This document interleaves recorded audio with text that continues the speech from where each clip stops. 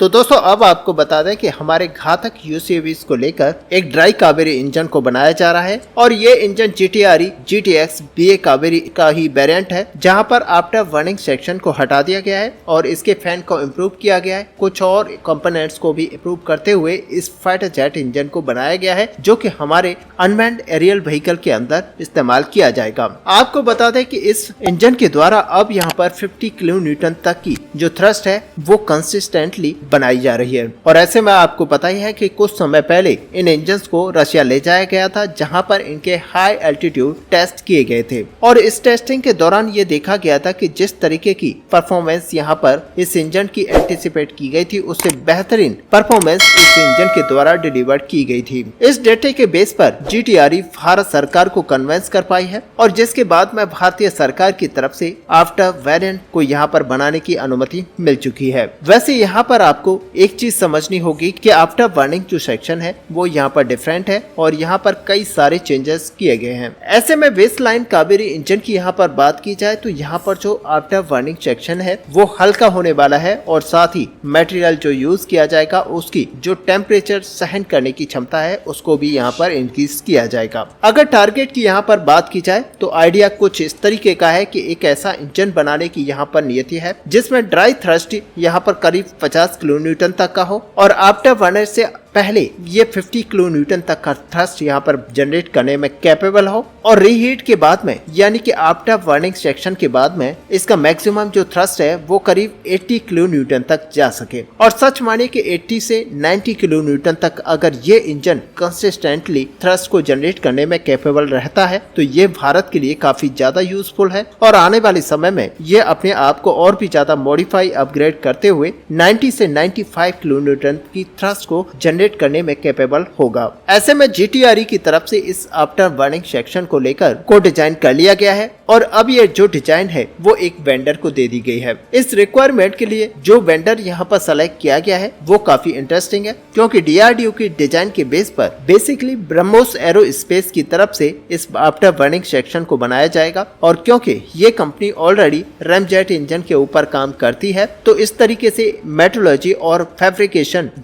इतना ज्यादा डिफिकल्ट नहीं होना चाहिए और इस प्रोसेस में लगभग 9 महीने का समय लगने वाला है। और उसके बाद में गोदरेज की तरफ से जो ड्राई वेरिएंट बनाए जा रहे हैं उसके साथ में इस आफ्टर बर्निंग सेक्शन को इंटीग्रेट किया जाएगा और आइडिया है कि ये पूरा complex integration 80 to 85 kilo Newton तक का थ्रस्ट जनरेट करने में कैपेबल होगा और उसके बाद में इसको LCA तेजस के साथ इंटीग्रेट करते हुए सर्टिफिकेशन प्रोसेस के लिए भेजा जाएगा और उसके बाद में इसको सर्टिफाई कराया जाएगा। अब आप समझ सकते हैं कि ये जो पूरा प्रोसेस है इसमें समय लगने वाला है और आपको रिजल्ट 1 या 2 साल के अंदर नहीं मिल पाएंगे, क्योंकि इसके लिए हमें 3 से 4 साल तक वेट करना पड़ेगा। ऐसे में इनिशियली जो कावेरी इंजन बनाया गया था वो 73 किलो न्यूटन तक का मैक्सिमम थ्रस्ट जनरेट करने में सक्षम था और वो थ्रस्ट LCA तेजस के लिए काफी नहीं था। लेकिन ड्राई कावेरी बनाने के बाद में इसकी जो ड्राई थ्रस्ट रेटिंग है वो इम्प्रूव हुई है और इस कोशिश के दौरान यहाँ पर बेहतरीन मेथोडोलॉजी का इस्तेमाल किया गया है, नए फैन का इस्तेमाल किया गया है, साथ ही यहाँ पर पूरे इंजन को ऑप्टिमाइज किया गया है जिसका कि वजन यहाँ पर डाउन किया गया है, यानी कि वजन को कम करने की कोशिश की गई है। और ऐसे में आप मान कर चल सकते हैं कि अगर हमारे इंजन का वजन कम होता है तो आप इसको अच्छे से यूज कर पाएंगे और यहाँ पर थ्रस्ट बढ़ाने में इसकी मदद मिलेगी। ऐसे में ड्राई कावेरी इंजन को रशिया में टेस्ट किया गया था तो इसका जो मैक्सिमम थ्रस्ट था वो 54 किलो न्यूटन से ज्यादा आ रहा था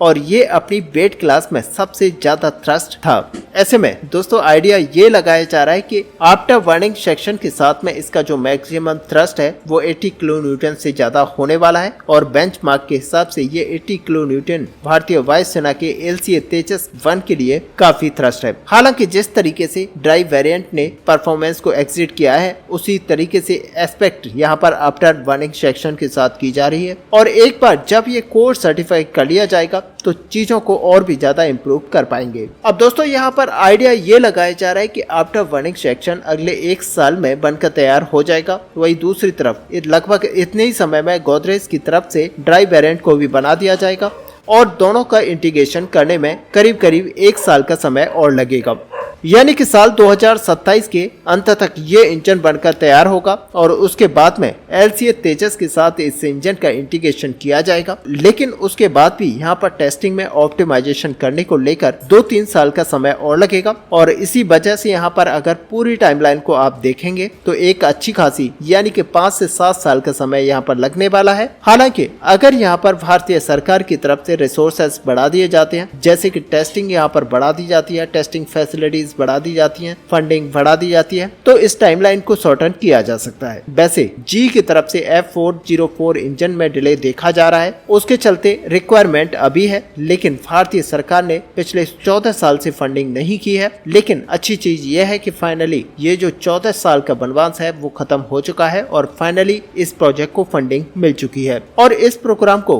काफी कम फंडिंग मिली है, लेकिन अभी फंडिंग मिलना स्टार्ट हुआ है। तो आगे आने वाले समय में आप समझ सकते हैं कि और भी ज्यादा फंडिंग इसको मिल सकती है और ऐसे में रिसोर्सेस को इसके बढ़ाया जा सकता है और अगर रिसोर्सेस को बढ़ाया जाता है तो यहाँ पर इसकी जो टाइमलाइन है उसको कम किया जा सकता है। अब दोस्तों ओवरऑल अगर देखा जाए तो ये एक पॉजिटिव डेवलपमेंट है और अगर ब्रह्मोस एरोस्पेस को देखा जाए तो वो ऑलरेडी इस क्षेत्र में काम करते हैं, तो यहाँ पर ऑलरेडी उनके लिए एक विन विन पोजीशन है। और कुल मिलाकर देखा जाए तो हमारा जो कावेरी इंजन है एक नए युग की तरफ बढ़ रहा है, जहाँ पर इस कावेरी इंजन को भारत के एयरक्राफ्टों में लगाने को लेकर तैयार किया जा रहा है और होपफुली ये सक्सेसफुल रहेगा। ऐसे में दोस्तों आपका यहाँ पर क्या व्यू है, आप अपना व्यू हमें कमेंट पे लिखकर जरूर बताएं। साथ ही अगर वीडियो आपको अच्छी लगी हो तो लाइक और शेयर करना ना भूलें। मिलते नेक्स्ट वीडियो में, तब तक के लिए जय हिंद जय भारत।